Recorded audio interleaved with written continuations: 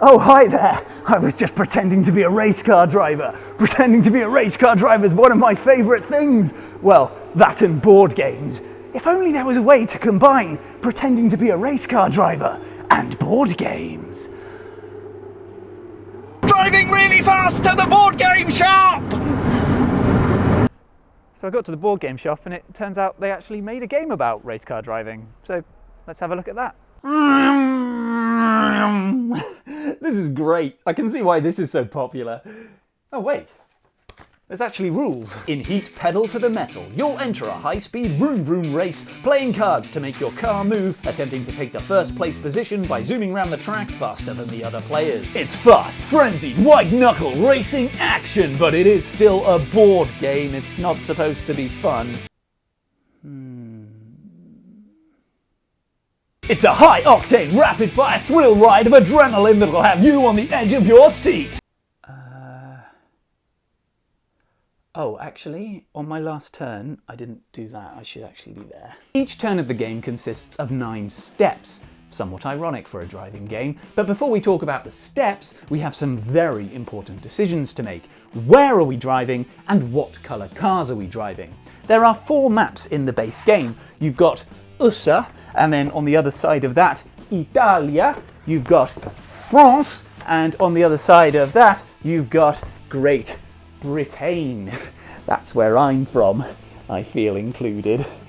Jolly good show. Thanks, Governor. The maps are delightfully illustrated with personality and flair, featuring all the things you'd expect to find around a racetrack. Blimps, dinosaurs, UFOs, definitely to scale tennis courts. After settling on a location, you'll need to pick a colour. This is a crucial decision because whilst it doesn't directly affect gameplay, it will affect how the other players perceive you. You're picking grey? Well, you're clearly a very dull, boring person. You're picking yellow? You're clearly a child. You're picking blue? You're probably very good in bed. But you can't have blue because I already picked blue. Soz. Each player gets a player board and each driver has their own lucky little trinket. Blue has a lucky horseshoe, green a 4-leaf clover, grey has a sexy little something from an admirer. Maybe I misjudged you, Grey.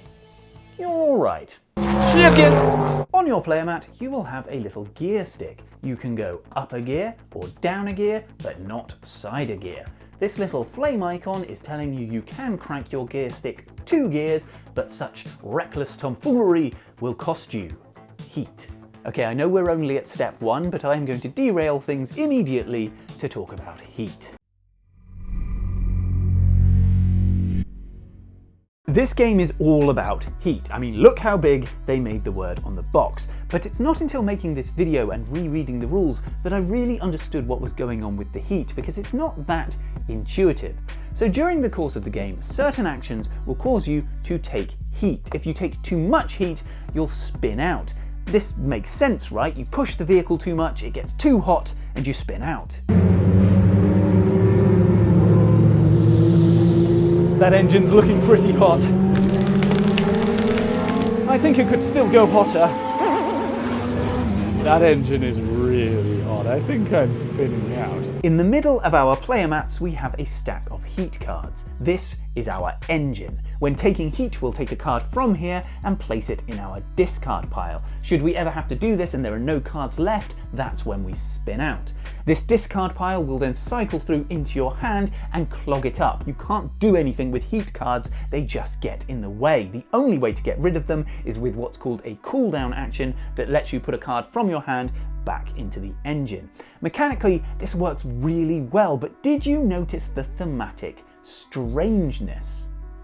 The engine's default healthy state is when it's full of heat, and driving fast takes heat out of the engine, and a cooldown action makes the engine hotter. Now, I'm not a mechanic, but I thought the purpose of that gauge on my car was because the engine getting hot was a problem, but apparently driving fast makes your engine colder. You're looking nice and hot there, engine. I think we're going to win this. This is degrading. I'm going to put some clothes on. No, don't! I need you hot, and that will make you less hot, even though you'll be warmer. None of this makes any sense. Lego! You will have a hand of 7 cards, and you will play exactly as many cards as the gear you're in. Second gear, 2 cards. Steps 1 and 2 are taken by all players simultaneously, but steps 3 to 9 are taken player by player, starting with whoever's in first. Reveal your cards and move your car that many spaces. Turns out heat pedal to the metal is a game of mathematics. I shall play a 3 and a 2, moving my car 5 spaces. Very good. I shall play a 4 and a 2, moving my car 6 spaces. Curses! Your superior mathematics has thwarted me again! Adrenaline is a kind of rubber banding mechanic that only applies to the players at the back of the race, so naturally, I've never taken this step, I don't really know much about it, but if you're at the back, you get some adrenaline and you can have a free cooldown and you go a bit faster. Man, I love being at the back of the race. I've got so much adrenaline. I am so pumped right now. Oh, being in first place is kind of boring. There are 2 things we can do in this step. This is where we take any cooldown actions we are entitled to. Heat goes back in the engine, making it hotter, and we can also do what's called a boost. We take a heat, making the engine colder, and then we turn over the top card of our deck and move that many spaces. This blind movement is also what happens when you play a stress card. Each player begins the race with a few stress cards, and like heat, stress cards cannot be discarded. They're going to sit in your hand, taking up valuable space until used. It's science time! If you're watching this video, you're probably a very intelligent and attractive person who already understands that when one object moves, if a second object moves behind it, it will do a science and catch the drift and slipstream past the first object. Race car drivers do this all the time, the cheeky buggers.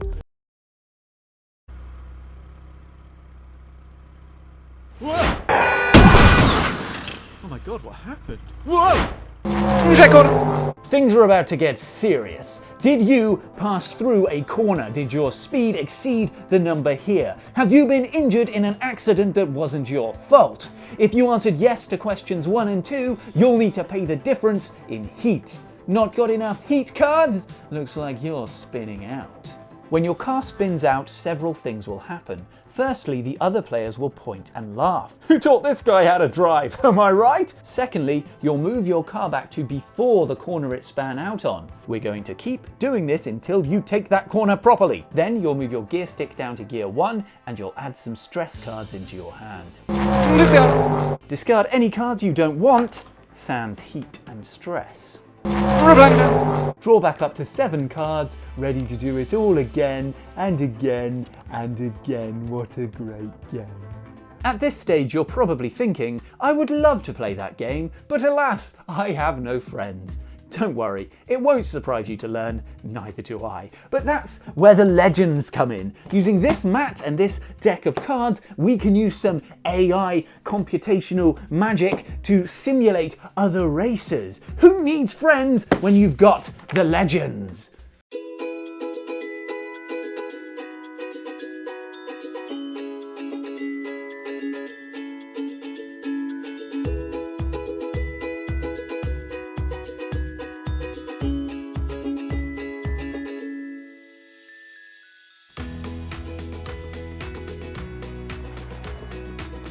Looks like I win.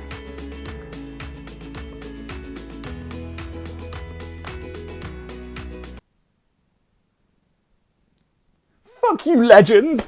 The legends are one of my favourite things about this game because no matter how many players you have, you can always have a 6-car race. As soon as you've got your head around whatever the hell you're looking at here, it's as quick and simple as turning over a card and moving the cars that many spaces. There's no adrenaline, no slipstream, none of that stuff. These guys surpassed that nonsense years ago. Legends. And they're not called legends for no reason. These guys go fast. They're not unbeatable, but they are going to give you a run for your money. And there's even a variant where you can add more speed for pro legends, implying the existence of amateur legends. The legends are one of several optional modules described in the advanced rules. We've been through the base game and it's a solid game with that. You're gonna have a good time, but there is so much more game per game inside this box. For example, we could add the weather module. Place a weather card here and a bunch of tokens around, and suddenly the track's looking quite different. Corners might be easier or harder to take. Certain sections of the track might grant you a free boost or a free cooldown, because it's very cold, but only on that bit there specifically. There's the Garage module that lets players customize their decks with special upgrade cards. These cards go into the deck and function normally, but come with some special perks. Hey, you know why Green won that last race, don't you? He had tyres on his wheels. He was using tyres? How is that fair? Not only that, he was using fuel. He put fuel in his car! Well, no wonder it went so fast. I can sort you out with some cheeky upgrades myself. Can I interest you in some brakes? Brakes? No thanks, I'm trying to win. The most complete Heat Pedal to the Metal experience comes in the form of Championship mode. You'll do 3 races back to back, totaling your scores along the way. You'll have weather, you'll have upgrades, and you'll also have sponsorship cards. Sponsorship cards are powerful, single-use cards that once played are discarded from your deck, never to be used again. Sponsorship cards are granted at the start of each race and through special events, but you can also gain them by impressing the press. On one corner of the track, these titanic journalists will loom above, their newfangled audio-video gadgetry primed to catch a glimpse of the action. She's literally got a notebook and a pen. But the point is, if you speed through this corner at 2 or more above the limit or slipstream through it, you will impress the press and immediately take a sponsorship card into your hand. You just get sponsored on the spot right there and then in the middle of a race. Hi there! I couldn't help but notice you took that last corner like a maniac. There was a family of 5 back there. You almost wiped them out. That is exactly the kind of reckless irresponsibility that we want associated with our brand. Heat Pedal to the Metal is a game of calculated risk. Sure, you could take every corner at the appropriate speed, but you're not going to win, and the stress cards are probably going to thwart your careful driving at some point. Other players zooming off ahead is going to pressure you to take a little heat here, a little heat there, do a little boost, and oh no, you've span out, but not necessarily lost the race. This game has an uncanny ability to make you think that one player is so far ahead or so far behind that it's a foregone conclusion, only for everything to change in the last moment. It's unpredictable, but it's not so chaotic that it feels random. Heat Pedal to the Metal is an awesome board game. What did the cat who became a race car driver say? Meow.